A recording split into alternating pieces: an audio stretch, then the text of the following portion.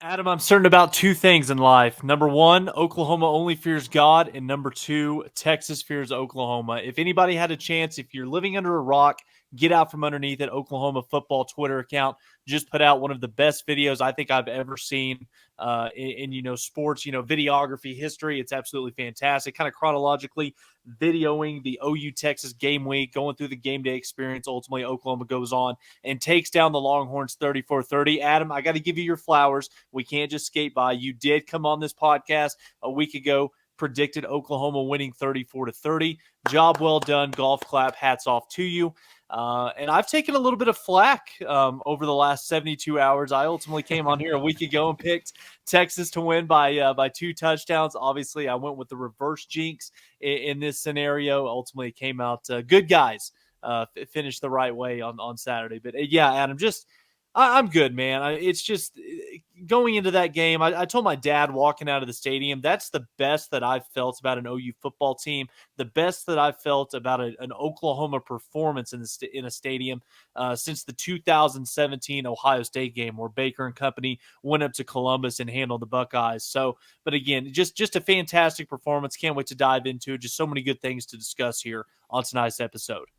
Yeah, after really more than 12 months, 18 months or so of everyone just throwing dirt on what was really a live body in this OU program, the coach and Brent Venables, the recruiting, the way Lincoln left, everyone kind of had just buried this program and said it's done, it's over. And I'm exaggerating a little bit, but especially after last season, you go 6-7, you lose to Texas 49-0, and we heard it all off season. We heard it all week leading up to this game against Texas around how there was no chance. Texas was years ahead of OU. They were the better team. OU hadn't played anybody, which is probably one of the dumbest reasons to pick a team to win is the other team not playing anybody. It's just like, well, you only play who's on your schedule. And OU had dominated, especially if you look at the spread, 5-0 against the spread this year. I guess 6-0 really against the spread this year. And OU came out and they were the more physical team. They looked like hungrier. And that's kind of what was almost more surprising to me was not that I got the exact score correct in my prediction a week ago, but I literally said, hey, it's kind of splitting hairs. Two really good coaches, two quarterbacks that are pretty good, pretty even in a lot of ways, in my opinion. And so really it just came down to who was hungriest, who wanted that victory the most. And OU had everything to go for in that. They had heard it all off season. They did the medicine ball workouts, so on and so forth. You alluded to it. A great way to open the show there with Danny Stutzman, the way they were fired up in that locker room. OU just wanted this one more. And we'll talk a little bit about maybe a rematch later in the year, but you just love that. It felt like so often we'd been in that Cotton Bowl and OU hadn't wanted it more. And this year they did, and they were able to come out on top. Well, Adam, I mean, it just kind of speaks on what Brent Venables has been talking about for the better part of the last 7-8 months. It's how far this team has come since walking out of that stadium in Orlando after they lost to Florida State to conclude the 2022 season. They heard all offseason about the 6-7 record. Lincoln Riley's gone. Oklahoma football will never be the same. The defense was one of the worst again. Even with Brent Venables being on this staff, in college football, you lose 49-0 a year ago. Quinn Ewers is back. The skill talent, the dominant play on both sides of the line of scrimmage from the Longhorns. There were media people out there basically saying, Adam, Oklahoma should be scared coming into this game on Saturday. They should just come in, have their tail tucked between their legs, and basically just try to save face and not get embarrassed like they did a year ago, because that's how highly thought of that this Texas football team was. And I still think really high of Texas. I think that we're going to see a second matchup between these two opponents in Arlington that first weekend of December. But Adam, you hit the nail on the head. Watching that football game in the stadium on Saturday, I know that there were some moments where both teams, maybe made some mistakes. There were some opportunities where both teams maybe could have capitalized a little bit. But all in all, for 60 minutes of football, Oklahoma was the better football team on Saturday. I don't think if you watch that game, any non-biased fan of college football that watches that game didn't think that Oklahoma had the better quarterback on Saturday. They didn't have the better offensive line on Saturday. They damn sure didn't leave any doubt that Oklahoma had the better defensive line on Saturday with the performance by Todd Bates and Miguel Chavis's crew. So again, they heard all the talk. They read the press clippings. They got on social media. They heard Brandon Walker and Pate and some of these other people that were doing nothing but basically discrediting Oklahoma for everything that they've done up to this point. They turned that noise into good bulletin board material. They were able to harness that energy, and they went into the Cotton Bowl on Saturday and they kicked Texas's ass. There's no doubt about it. A really good football game. Dillon Gabriel, Adam, I'll throw it over to you. What more can you say about number 8? I feel like this is a moment where Oklahoma fans need to give this guy the credit he's due because he was amazing on Saturday. Yeah, clutch in the moment when it mattered most. Not perfect by any means. There's certainly a lot of room for improvement, especially if he is going to face Texas again. I thought it was impressive what he was able to do with his legs, and I kind of think that going forward, teams are really going to have to game plan a lot differently around Dillon Gabriel and his scrambling ability, whether it be design runs or impromptu runs. But that's going to change the dynamic, especially if you play Texas again. I think they probably assign a spy to him. That slows down, what you're able to do on the pass rush. That's one fewer guys you're able to bring to the quarterback. That's one fewer guy that you're putting in back in coverage there. So I think that's really going to change the dynamic for Dillon Gabriel. If it's Texas in the future or just really, Kansas, UCF here in about a week. So that's really great. I'm happy for Dillon Gabriel. I've been one of his biggest fans. I've not been a Jackson Arnold guy just yet. I think next year I'm super pumped for that. But this is Dillon Gabriel's time. He gives us the best chance to win, and he proved it on Saturday. Yeah, absolutely, Adam. Couldn't agree with you more. Dillon Gabriel was fantastic. This was an opportunity where, no doubt about it, this was the biggest game. This was the biggest stage that Dillon Gabriel has ever been on, through his 5 going on 6 years playing collegiate football. So, again, I think that this is an opportunity where we've seen elite dominant quarterback play, basically all worldly college football quarterback play over the last decade. Baker, Kyler, Jalen, Caleb. And with so much being made in the offseason about Jackson Arnold finally being on campus, he's the heir apparent to, QB1 of this football program, even with Dillon Gabriel, still on campus. And with what he's done through the first 6 games of the season, he's the number one, he's basically the offensive leader in the Big 12 conference right now across the board. And then you look at this OU football team, the number 1 defense in the Big 12, the number 1 offense in the Big 12, top 10 both offensively and defensively, statistically in most categories on both sides of the football. It's incredible what this coaching staff. It's a huge testament to Brent Venables at the head of the ship and with what they've been able to do in the last 10 months in turning this thing around. And I do want to give one big shout out here. I've seen a couple of podcasts, a couple other places that have talked about it, but I don't think this guy has truly been given the credit he's due. Jerry Schmidt. When you see the transformation that this program has made from, P90X Benny Wiley to what this football team looks like, how they perform, the toughness, the grit, the physicality. They kicked Texas's ass for 60 minutes on Saturday. There was so much going into this game about Tavondre Sweat, about Anthony Hill, about Jalen Ford. How was Oklahoma's offensive line going to hold up against that Texas front 7?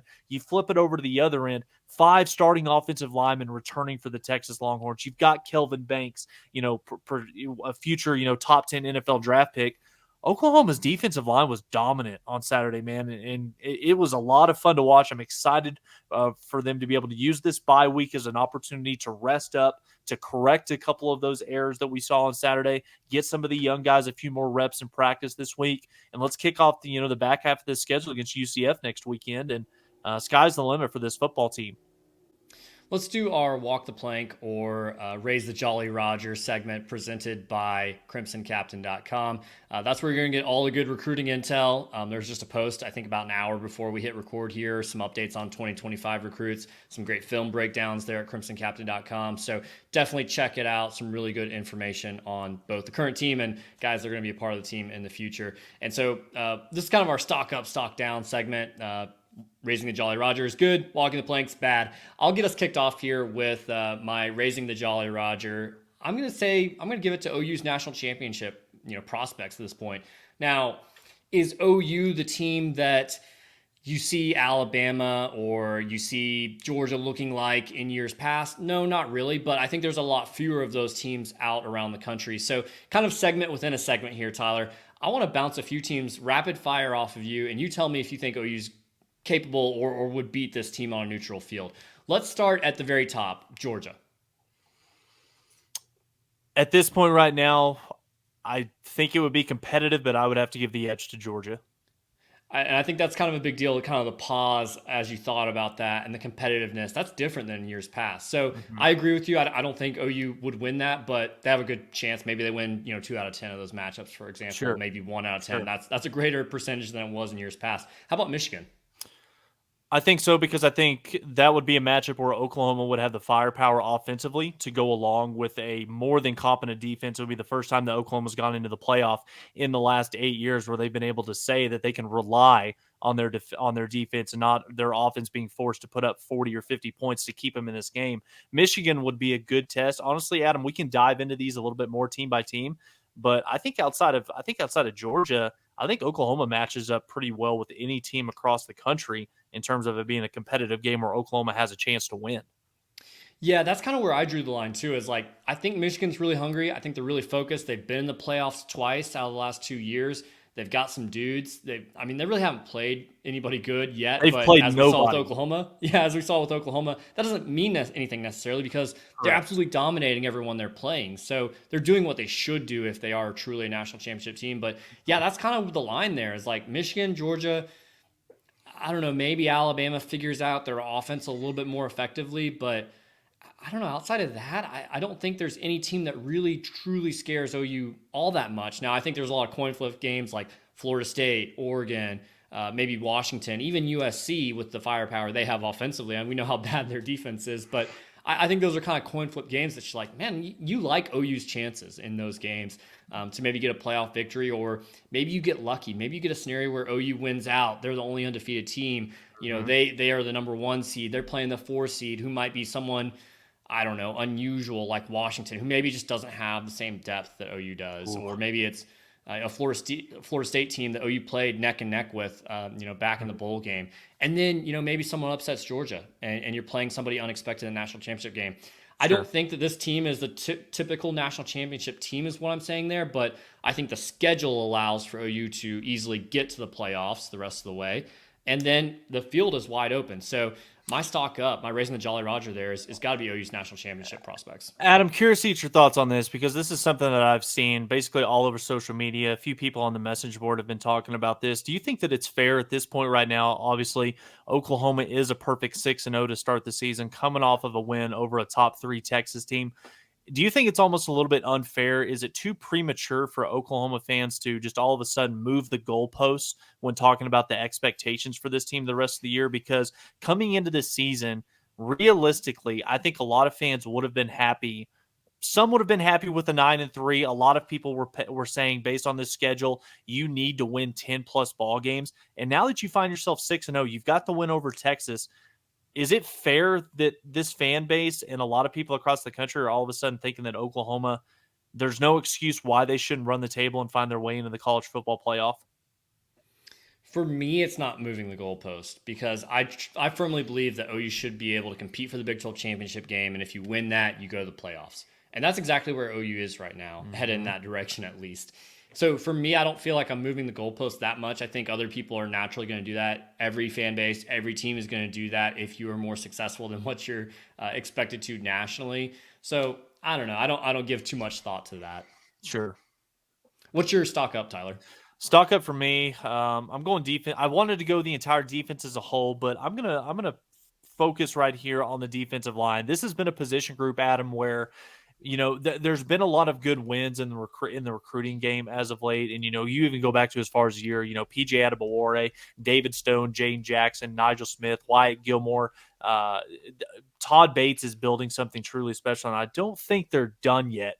Obviously, with a couple of months left to go until signing day, but there's been so much talk about this OU football team in the trenches, particularly on the defensive line. That's been a weak point for them over the last 5, 10, 12 years. And this has probably been the first glimpse, Adam, since maybe the 2009 defense, where when you look at this team, even though there's not a clear cut, maybe a day one or even an early day two NFL draft pick in that defensive line group, every single one of these guys, they just play so well collectively. They play tough, they play hard, they play physical. And the thing that's been the biggest difference for me, Adam, Gone are the days where Oklahoma's only able to field maybe 4 or 5 guys in that defensive line rotation that can come in and you not see much of a drop off. Where you look at it now, after Oklahoma takes 7 defensive linemen in the transfer portal, they've been able to develop some of the younger guys like an Ethan Downs, like a Grayson Halton. This is a defensive line group that is a strength of this Oklahoma football team. And I think that this is going to be a group that's going to have an opportunity as we move into the back half of this regular season to really kind of leave their mark, on each and every single one of these games. Because you look at some of these opponents that Oklahoma's got left on the schedule, Oklahoma defensively should be able to kind of have their way with these offenses. Maybe outside of Kansas, depending on Jalen Daniels' status. He's obviously fighting some back stiffness right now. His status is questionable for the game against Oklahoma State this weekend. But I like where this defensive line sits, trending upward. Huge stock up for this group for me. Yeah, the most pressure that they've gotten all season was versus Texas. Like the biggest game, probably the best offensive line they've faced, and they got the most Yes. pressure out of it. That's so impressive to me. And Well, really, like PJ Adebawore, like still not reaching his full ceiling there. I think maybe this is kind of the week where the coaching staff finds more ways to get him on the field, sure. because that happens in the bye week. Maybe we see some similarities there in the running back room, perhaps too, with some younger players. But Yep. like this defensive line still not maxing everything out there. So No, I, I feel I like a different, even a more effective defensive line could be facing Texas and Arlington at the end of the year. And I think that they're just barely starting to scratch the surface on what this defensive line collectively could be. You look at what they Yeah. did this weekend against Texas. What's been basically the number one thing on the bingo card for Oklahoma's defense throughout the first 5 weeks of the season? It's what about the pass rush? Where's the pass rush? Where's the Yeah. pressure? Where are the sacks coming from? Against the best defensive or the best offensive line, the best offense that Oklahoma's played all season, this defense racked up 5 sacks, 10 tackles for loss, and 3 interceptions on Saturday. Fantastic performance by Brent Venables' defense on Saturday. And the thing that gets me super excited, you saw all the young guys that were out there playing on Saturday. Peyton Bowen causing a fumble, popping Quinn Ewers, forcing a turnover. PJ Adebawore, I can't tell you how many, second and long, third down scenarios where he was making a play in the backfield. If anybody that goes back and watches the film on that final Hail Mary pass, PJ Adebawore was actually the guy that got to Quinn Ewers as he was letting go of the football. So sky's the limit on what this team's going to be able to do throughout the rest of the regular season. And I can't wait to see how it's going to play out. Yeah. Let's go stock down my walk the plank for this week. It's really any other team from the Big 12 rematching against OU or Texas. We don't know if OU might drop a game here or there, but I mean, the odds are against anyone else really making it to Arlington. It's not good. The rest of Texas's schedule, Tyler, I'm curious. I'll read this off to you. They're playing at Houston on October 21st, BYU at home, K-State at home, at TCU, probably potentially without Chandler Morris. Sounds like he's going to be out for several weeks for the Horned Frogs. Then November 18th, they travel to Iowa State. My hot take is I think that's the toughest game on Texas's remaining schedule. And then wrapping up at home, I believe it's on Black Friday, Texas Tech at home. Any of those opponents, I mean, like out of all of those, who do you think might be the most likely for Texas to slip up to that could potentially prevent them from a rematch? Well, prior to what happened in Stillwater last Friday night, I would have said the Kansas State Wildcats, but Oklahoma State kind of took them to the woodshed for the better part of 60 minutes on Friday. You go and you look at the rest of the schedule, 6 games, Adam. These are 6 opponents where Texas is going to be a double-digit favorite against every single one of these opponents. Yeah. So really for me, because they're going to be so much more talented than all of these opponents, it really just kind of gets into me factoring in, okay, what games are going to be on the road? Okay, at Houston, at TCU. Those are 2 matchups where you don't have to leave the state of Texas. You're going to have a healthy dose of burnt orange in the crowd in each of those 2 stadiums. The road trip to Iowa State, and this is an Iowa State football team that, yes, Oklahoma just put up 50 points on them a week ago, but they did find a way to actually knock off TCU and actually beat them pretty handedly. I think it was 27-14 in a game that they ultimately controlled from start to finish. So maybe it is the trip up to Ames where Texas is going to have, possibly their hardest remaining test of the season. But again, if this is a Texas team that has kind of gotten over the hump where you can avoid, a mid or late season lull, you avoid slipping up against an inferior talented team, this should be a rematch of OU Texas in the Big 12 in Arlington on December 2nd. I don't think that Texas is a soft team by any means. I mean, they went toe to toe with OU, but OU still had the edge in the physicality department on the Hmm. line of scrimmage.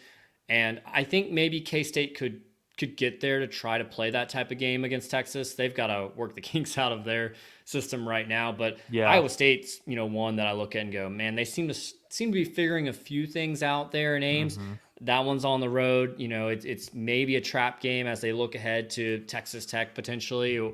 So I don't know. That's kind of the best way I can look at it. But yeah, it sure seems like Texas is going to be a big favorite in pretty much every game that Sure. they play from here. Where are you going for your walk in the plank here?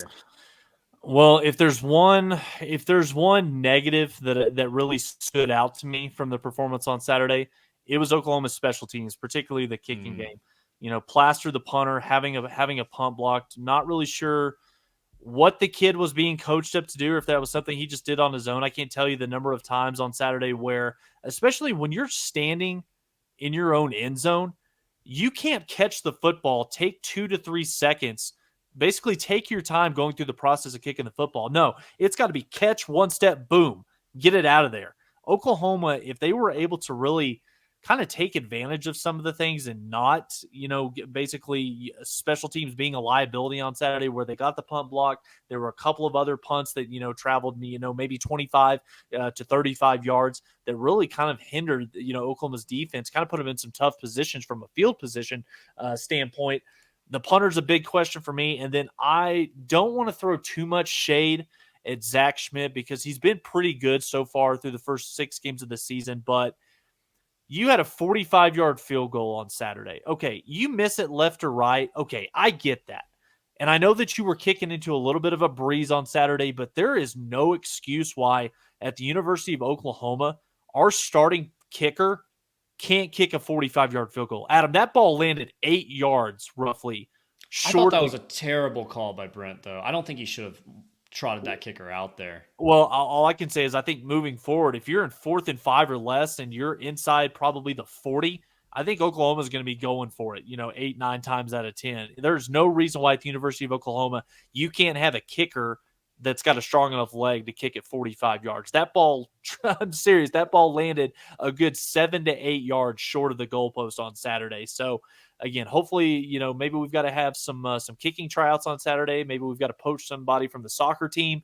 But yeah, special teams is definitely a group that I've got to do the stock down for. No doubt about it. Yeah, it's funny. I don't know if you felt it where you were in the stadium, Tyler, but right as they lined up to snap that kick, you felt the wind pick up. And Oh yeah, so yeah. it was like the worst timing possible. I think it was one of the strongest like wind points in the entire game. And you just look at that and go like, man, that was unfortunate timing. I don't know if it still would have been short or not, but I just felt like, yeah, that wasn't really the right call to put Zach Schmidt in that particular situation, just knowing what he was capable of. And Hmm. I felt like that was the opportunity for OU to go for the kill shot right there. And if OU hadn't driven down the field with that minute 17 left and scored the game-winning touchdown, I think that would have been the story of the game of OU had so many opportunities to put this game away and just could not land that knockout punch. They finally did, but Hmm. that could have been the story if not for Dylan Gabriel's heroics there. Let's um, let's talk a little bit about something that happened a day after the game. Danny Stutzman, Jaron Kanek trolling Texas fans, trolling Twitter out there with their fake tattoos. I don't know if they were like temporary tattoos or if they were edited on in the picture or whatever. Who cares? But they got the little horns down logo on their leg. And of course, they got all the kind of the crazy hairdos going on right now. Are you digging the look, Tyler? I mean, I think it's a good look. I think that this is something where these two guys are they're obviously they're trolling the social media world. They're having a lot of fun with it. They're building the Stutzman and the Canic brand. So I don't have any problem with it whatsoever. This was something really good. Those are two guys that took what happened a year ago personally. They've heard all the shit talk. They've heard all the naysayers over the last 12 months going into this game about how good Texas is, how bad OU is, how embarrassing that was. 49-0 you see all over social media. And this was just an opportunity where I think they were blowing off some steam, having fun with the Texas fans. I think that the funniest part about for me was not the fact that they actually got the quote unquote tattoos. it was the reaction that you got out of the Texas fan base on Saturday. So it was a really good thing for me. I was digging the look. Another look that I was digging, Adam, and this goes into our sponsorship here, Adam. Red and West Apparel. You want to talk about a brand that is just firing on all cylinders right now. That we got our stuff in the mail. You've got the polos, you've got the t-shirts, you've got the hat wear. Adam's rocking a couple of those items right now. Got the classic retro Oklahoma Sooners hat. He's got the button-up shirt right now with the Sooners logo with the cursive font right now. If anybody that saw me on Saturday, I was sporting the Red and West classic OU helmet throwback logo on the polo on Saturday. Looked great, felt fantastic, didn't sweat whatsoever. Just all around fantastic apparel from the Red and West crew. And highly encourage everybody, if you're not sporting them right now, I know everybody's into the Nike, they're into the Jordan, but if you're looking to mix it up just a little bit, especially with the holiday season coming up here, you're looking to look a little bit fresher as we go into the back half of the season. Go on over to the Red and West store. Some pretty special stuff that they've got there for Oklahoma fans. They're linked in the description if anyone wants to check out their website. I've got on this retro hat right now, which I've gotten several compliments on already. Yeah. I don't know if you know this, Tyler. This hat was worn by Barry Switzer on his very last game that he coached. So some really cool retro stuff out there. I've got the Western polo on. I actually lended this to my dad.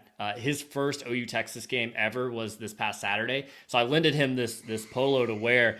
And I think he was a little bit upset that I only lended it to him and didn't give it to him. So I might have to buy him one for Christmas to make some great gifts there. And they have teams beyond OU too. So if you have OSU fans, Texas Tech, I think they've got Iowa in there as well. They may have a few others. I haven't seen all of them just yet, but great gifts for anyone in the family, friends, as we head into the Christmas season.